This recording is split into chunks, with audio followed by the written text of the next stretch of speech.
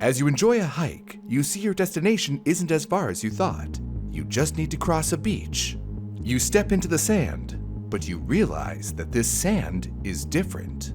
Some areas are as solid as asphalt, but other areas jiggle like jello. Regardless, it's firm enough to hold your weight. Walking over it, the sandy silt reminds you more of mud than sand. And then it happens. Your feet sink in. The ground tightens around you. You struggle to get yourself out, but quickly grow tired. Now, sunken to your waist, you scream for help, hoping someone will come. But minutes pass, then hours. Little do you know, you may have just sunk into your own grave. Some claim we're too connected these days. They say to get off our phones, breathe in the fresh air, explore nature. Stop staying up listening to true crime podcasts into the early morning to the point paranoia starts to seep in and you wonder when your closest ally is going to turn your life-giving ambrosia into a poisonous deadly cocktail. It offends me that you think I would be so uncreative. But I don't believe that for a second.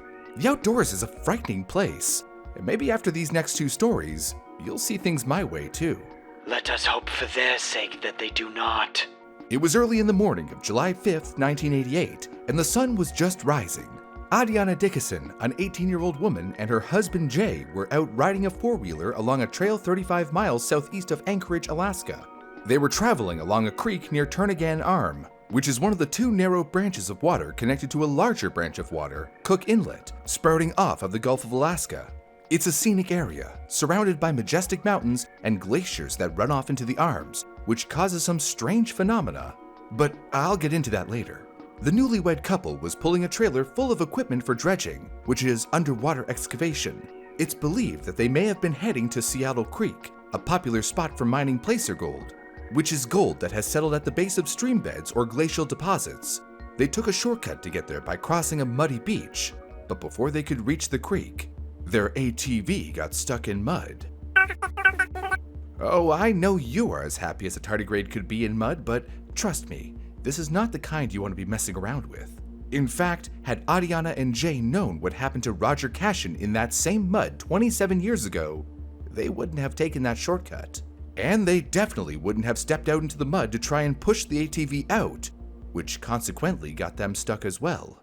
And this isn't just limited to mudflats. Imagine your heart sink when you realize your online data got compromised just because of browsing with an unsecured network in a coffee shop, and now you have to cancel all your credit cards. Ugh.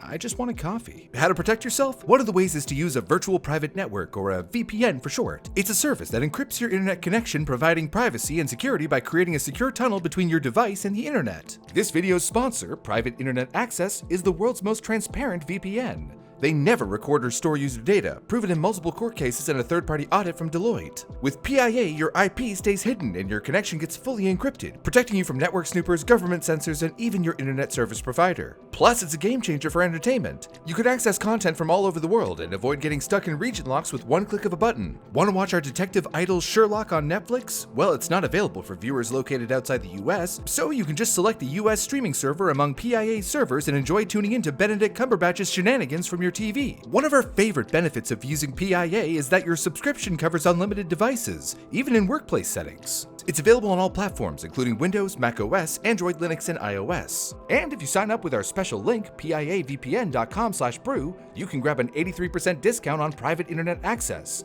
That's just $2.03 a month. And you'll also get 4 extra months completely for free. It's completely risk-free with a 30-day money-back guarantee. So click the link in the description below to start surfing freely instead of wading through security hazards. Now, let's get back to a much colder case in the actual mud, 27 years before Adiana's excursion. In 1961, Roger Cashin, a soldier stationed at Fort Richardson near Anchorage, was out with a few soldier buddies on a duck hunting trip to Nick Arm, the second arm of Cook Inlet. Roger was walking along the muddy beach when all of a sudden, he sank in up to his waist. His friends just laughed, the mighty soldier defeated by mud. They clearly didn't know the area too well, because if they did, they wouldn't be laughing. You see, the mud flats of Cook Inlet have a unique property to them.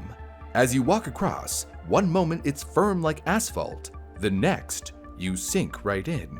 If you've seen this previous video we made, you would know that this is a type of quicksand, which is any waterlogged grainy substance like sand, clay, or, in this case, silt. But the sand of Cook Inlet has some strange properties, which make it like quicksand on steroids. The silt that creates this mud is from glacial runoff, causing very fine angular particles called glacial flour. When you step into it, disturbing the balance of water and silt, the angular particles compact and lock, trapping you in place. The concrete-like mud was so dangerous that it spawned two local myths. One of a hunter who got himself stuck in the mud and begged his friends to turn the shotgun on him to avoid his fate. The other was of a hunter who rescuers tried to pull out of the mud with a helicopter, but was torn in half by the rope tied around his waist. But our couple had just moved there from Nevada and might not have heard these stories.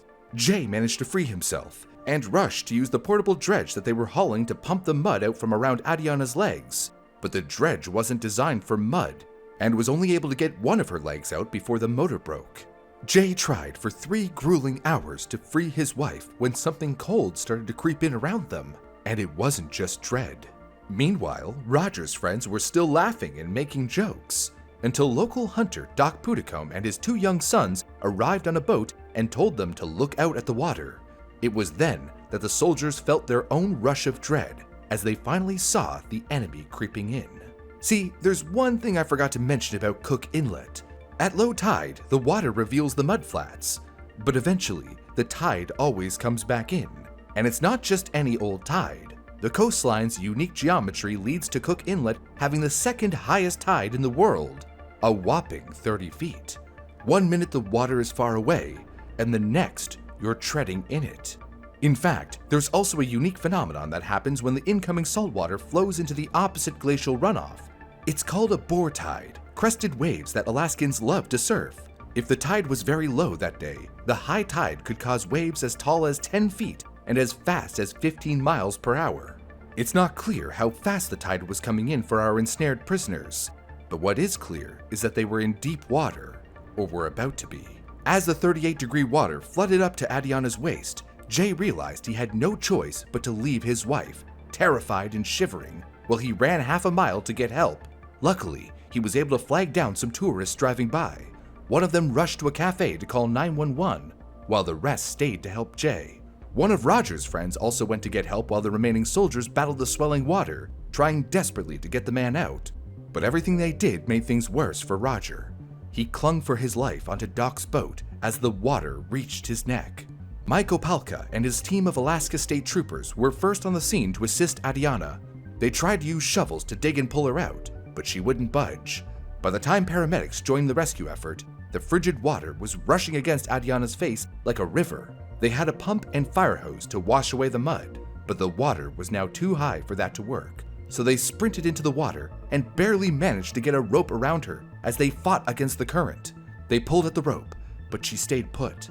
They even attached the rope to a helicopter and tried to pull her out that way, but that mud was not letting her go.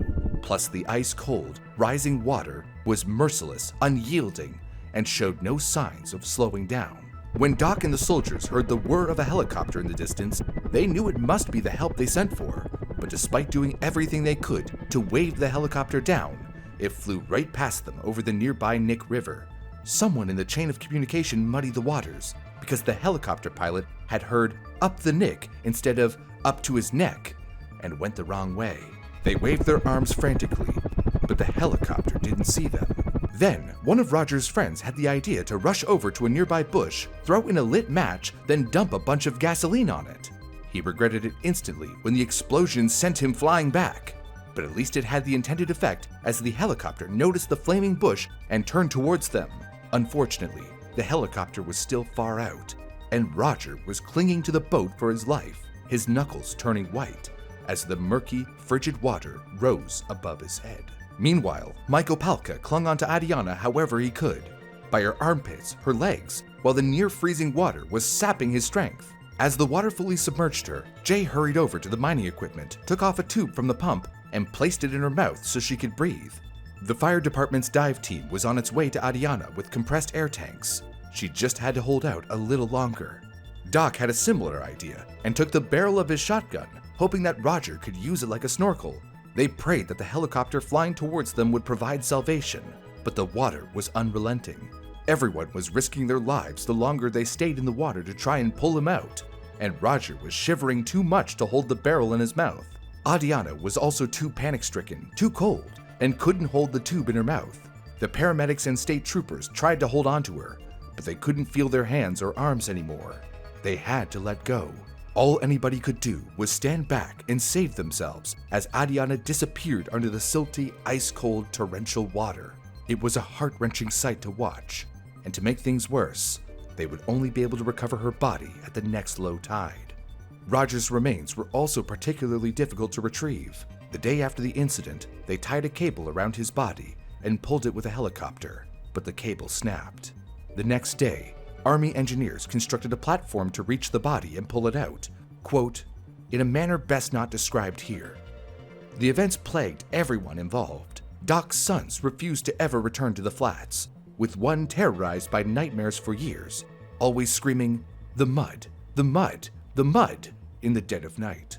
Roger's story from 1961 was retold over the decades and eventually became legend. He never asked for mercy like in the story of the hunter, and the cable attached to the helicopter didn't snap him in half. Yet these sensational retellings prevailed as warnings to all those who might have otherwise dared to cross the mud. Even after Adiana died in 1988, people were still getting stuck in the mud 2 to 3 times per year.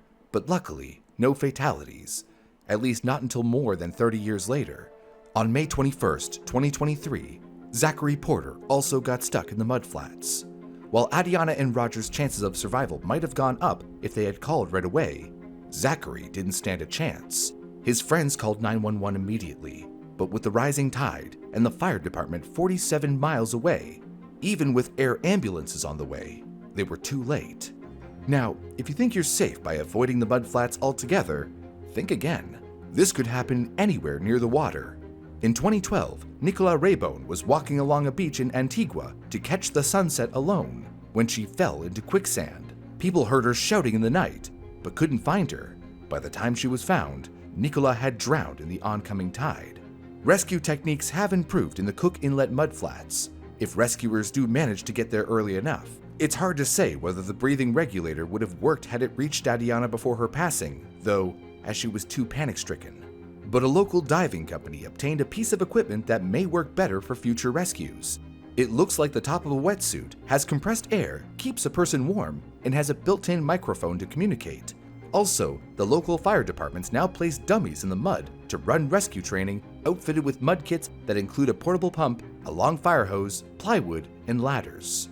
So, next time you're out on the coast, even on a beach, be sure to read posted signs, learn about the area and its tides, and always let someone know where you're going. Or if they want to be a miserable recluse like you, never depart their residence. That's the safest option there is. But if you do decide to brave the outdoors and happen to fall into quicksand, hopefully you will have already watched our other video on how to escape. Before you go, if you enjoyed this video, consider subscribing to our channel. You'd be surprised to know just how much your one sub helps us. Plus, we've got plenty more mysteries coming that you won't want to miss. So, until next time, thanks for watching, and be careful out there.